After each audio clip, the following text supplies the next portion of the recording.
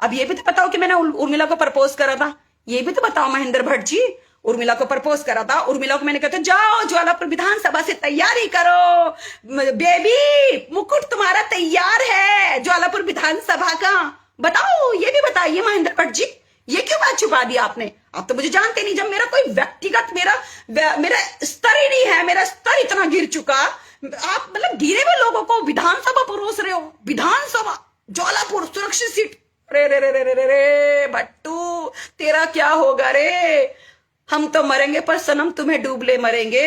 आप लोग मतलब किसी का माल, किसी की पत्नी, किसी की प्रेमिका सब कैच करने के लिए तैयार बैठे। अति संस्कारी भारतीय जनता पार्टी के जो प्रदेश अध्यक्ष है और तुम्हारा वो खुद पूर्व विधायक मेरा पति सुरेश राठौर बोल रहा है जा बच्चा ले ले महेंद्र भट्ट से।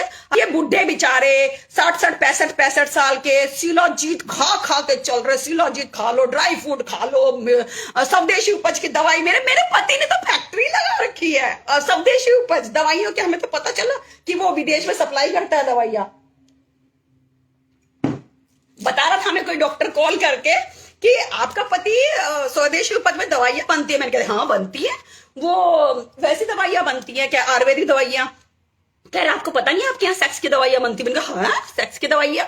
कह रहे हाँ आपके यहाँ सेक्स की दवाइयां बनती है और वो दवाइयां कुछ तो यहाँ के मंत्रियों को, कमंडलों को दिए जाती है और उसके बाद वो विदेश सप्लाई हो जाती। मैंने कहा अच्छा। और मैं तो ये कहती हूँ कि मेरा फोन जब भी पुलिस जब्त करे या कोई मांगे तो पुलिस की वीडियोग्राफी हो, क्योंकि एक हत्याकांड और खुलेगा मेरे फोन से, वो भी हम बता देंगे। ये लिखा कि हम उनकी पत्नी नहीं है और हमारे बारे में इस तरह की उन्होंने एक पोस्ट डाली जो पूरे उत्तराखंड में वायरल हो रही है। तो महेंद्र भट्ट जी ने मुझसे क्या कहा उस समय? महेंद्र भट्ट जी ने कहा तुम इससे अलग क्यों नहीं होती हो?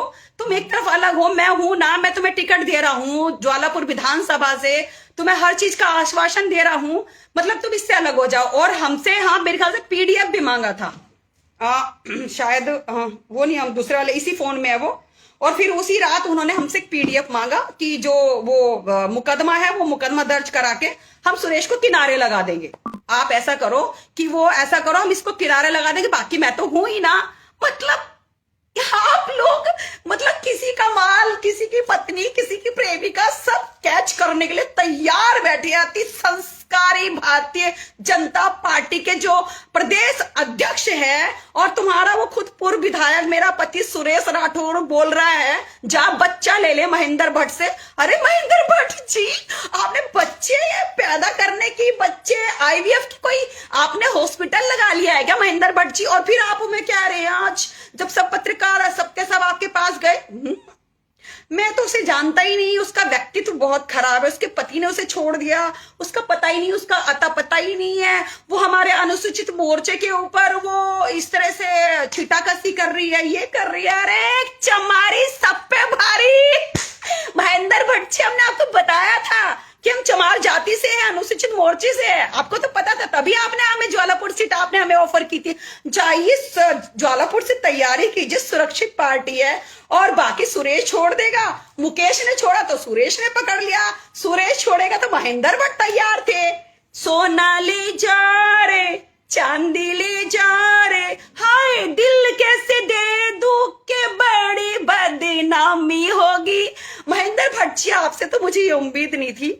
बताओ, अब अंगूर नहीं मिले तो अंगूर खट्टे क्यों महेंद्र भट्ट जी? ऐसे ही आप किसी को सीट ऑफर कर रहे थे क्या? आपने संगठन से नहीं पूछा, आपने बड़े बड़े गणमान्य लोगों से नहीं पूछा और आपने कह दिया कि जाओ ज्वालापुर दी तुझे, ज्वालापुर दी तुझे मैंने एज ए अभिनेत्री। हमने क्या कहा महेंद्र भट्ट जी?